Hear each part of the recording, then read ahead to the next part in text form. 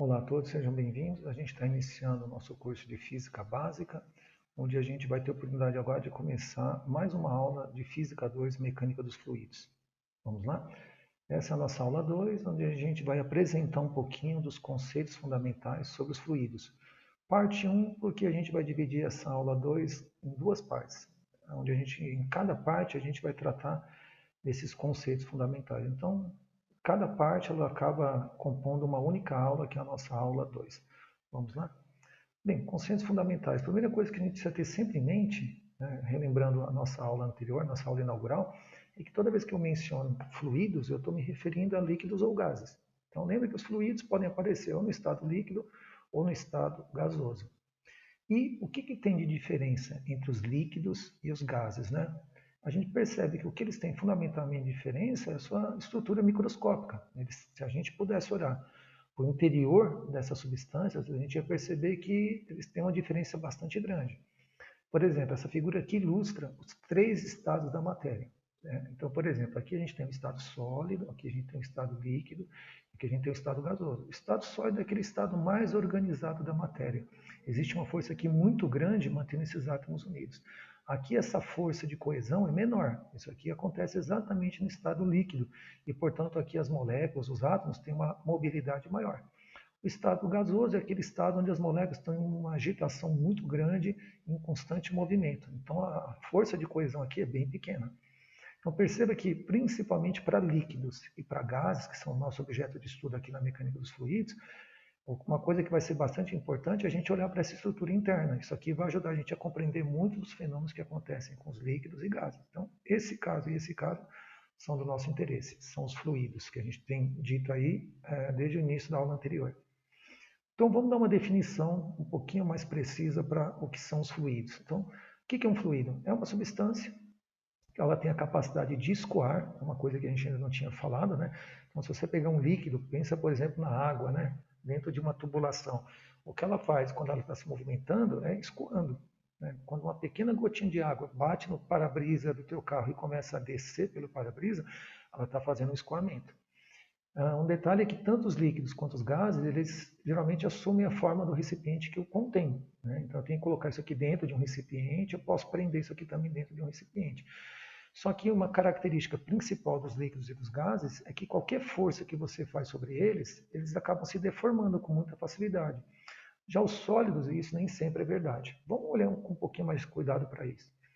Para isso, vamos supor a seguinte situação. Vamos imaginar que aqui você tenha duas placas, né? Uma placa aqui em cima, uma placa aqui embaixo. Então, são experiências das duas placas. É para a gente constatar o comportamento de um fluido.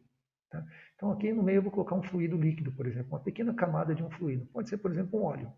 E aí eu vou pegar essa placa de cima, perceba que inicialmente aqui estava tudo em repouso, e aqui eu coloquei a minha camadinha de óleo aqui.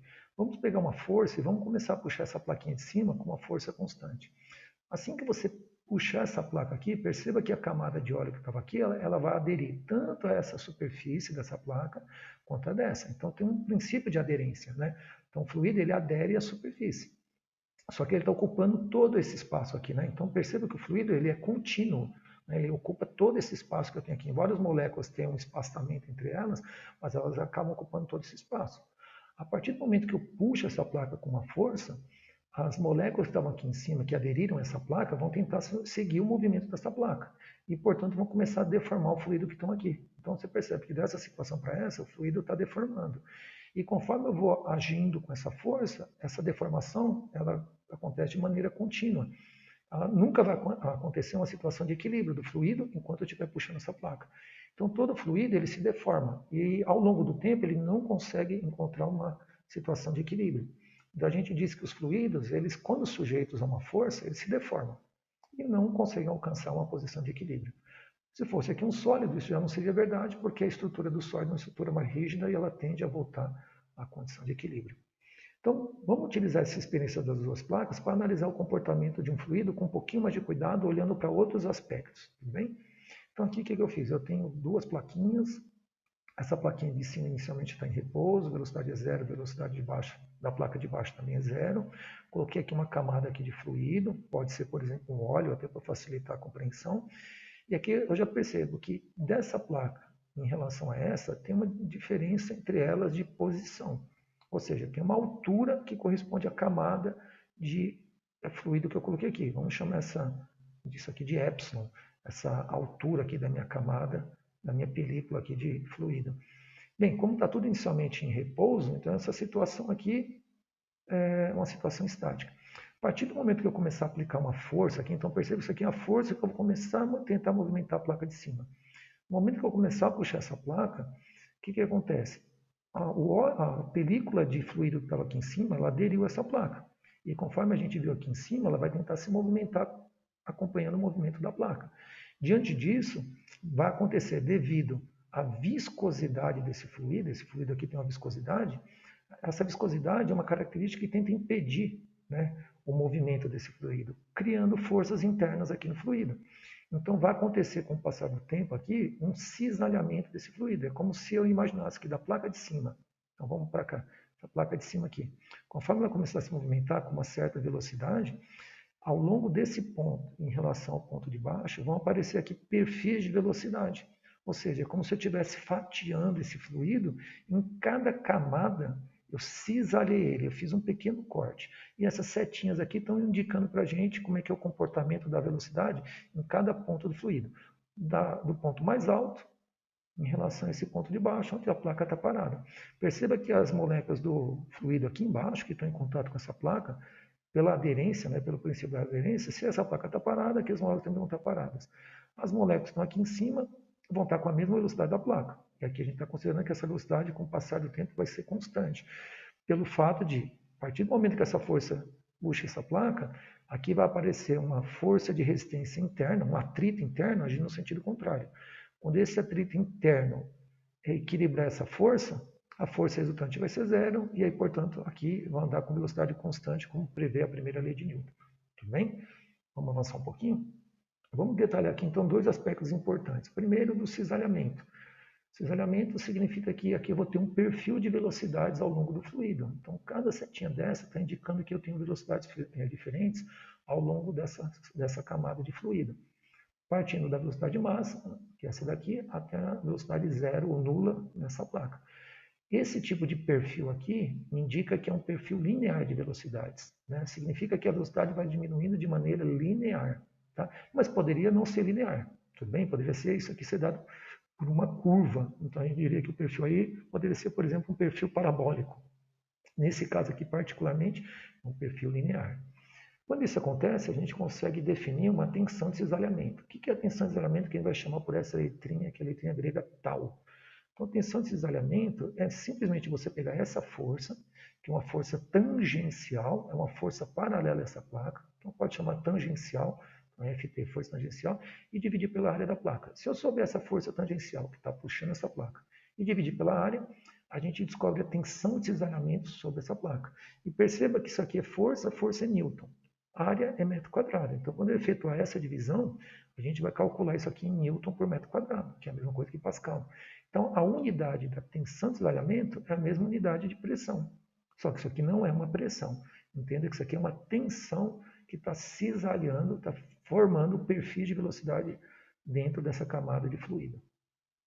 Outra coisa importante é que existe uma lei chamada Lei de Newton da Viscosidade, atribuída ao Newton, onde ele acrescenta, além da ideia da tensão de cisalhamento, ele acrescenta também a ideia da viscosidade. Para cada fluido que eu colocar aqui, eu vou ter uma viscosidade diferente e, portanto, eu vou ter um perfil que pode ser desde um perfil linear até um perfil com características diferentes. Isso tem a ver com a viscosidade do fluido que tem aqui. Então, segundo a lei de Newton da viscosidade, a tensão de cisalhamento, que pode ser calculada dessa maneira, uma outra maneira de calculá-la é pegando a viscosidade do fluido, então vamos chamar a viscosidade do fluido de μ, cada fluido tem uma viscosidade, isso aqui é um valor tabelado para cada fluido. Então, se eu souber a viscosidade do fluido e multiplicar pelo gradiente de velocidade, entendo o gradiente de velocidade como sendo a variação da velocidade desse ponto até esse, em relação à posição do fluido, quando eu saio dessa placa e venho para essa. Então, não se assuste, tá? Quando eu escrevo dv dy, esse d dy é a minha derivada da velocidade. Isso aqui é a derivada da velocidade, e a velocidade está dependendo do y. O y é a posição que eu tenho da placa de cima em relação à placa de baixo, aqui, ó, eixo y. Tudo bem? Então, o que teria que fazer nesse caso aqui, se a gente fosse trabalhar com a lei de Newton dessa maneira? Eu teria que saber quanto vale essa velocidade. Essa velocidade aqui seria uma função matemática. Tudo bem? Considerando que o perfil é linear, ou seja, quando é que acontece desse perfil ser dessa maneira? Quando a distância dessa placa para essa foi muito pequenininha. Quando ela é da ordem de milímetros, ou seja, quando esse epsilon, que é essa espessura aqui, né, da camada de fluido, for bem pequenininha, da ordem de milímetros, a tendência desse perfil é ser linear. E aí, isso daqui pode ser aproximado e escrito dessa maneira. Em vez de escrever dv dy, a gente vai escrever ΔV ΔY. Esse ΔV é a diferença de velocidade dessa placa em relação a essa. Então, é só fazer uma menos a outra. V0 menos 0, o que é no ΔV vai virar V0. E a distância dessa placa em relação a essa é o epsilon. Então, aqui é o epsilon. Então, ΔY é o epsilon. Então, essa aqui seria a lei de Newton versão simplificada. Se eu souber como é que é a função velocidade, a gente trabalha com a questão da derivada. Então, tem situações que a gente vai trabalhar dessa maneira, tem situações que a gente vai trabalhar dessa maneira, ok? Reforçando, o que é a viscosidade? Essa viscosidade aqui, representada pela letra μ, é a viscosidade dinâmica, que cada fluido tem, é tabelado. Então, para a água é um valor, para o óleo é outro, e assim sucessivamente, seja o fluido líquido ou gasoso. A unidade no sistema internacional é Newton segundo metro quadrado. Uma unidade meio estranha, mas a gente vai se habituar. Então, é Newton V segundo dividido por metro quadrado. Só que Newton por metro quadrado é Pascal. Então, eu posso substituir aqui Newton por metro quadrado e colocar Pascal. Aí fica Pascal V segundo. Essa é a unidade do sistema internacional. Usualmente, o pessoal costuma utilizar o poise. Né? Na engenharia é muito utilizado o poise, que é uma unidade usual. A vantagem é que os valores aqui em poise são valores mais exatos. Então, se eu escrever, por exemplo, um poise, pensando em unidades do sistema internacional, equivale a 0,1 newton segundo metro quadrado. Então, cada um poise equivale a 0,1 newton segundo metro quadrado. Se eu tiver aqui 2 poise, eu vou ter 0,2 dessa unidade. Tudo bem? Aqui um experimento bem simplesinho para você entender a questão da viscosidade. Então, por exemplo, aqui eu tenho fluidos com viscosidade diferente. Eu tenho 3 provetas e a gente vai jogar dadinhos no interior dessas provetas. Vamos ver o que acontece quando eu jogo esses dadinhos no interior dessa proveta. Então, jogando aqui na primeira proveta, aqui você percebe que aqui o dadinho cai praticamente direto. Ou seja, a viscosidade aqui desse fluido é pequena. Aqui a viscosidade desse fluido é um pouquinho maior, então já deu uma desacelerada na queda dele. Nesse caso aqui, o dadinho, quando foi jogado aqui no interior dessa proveta, a viscosidade aqui desse fluido é tão grande que você percebe que o movimento de descida desse dadinho é praticamente em velocidade constante. Né?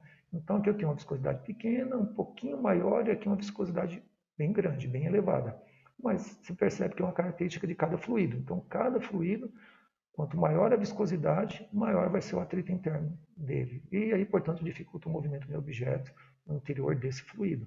Tudo bem? Aqui, a título de curiosidade, aqui seria o ar, fluido gasoso, aqui seria a água, um fluido líquido, e aqui seria glicerina.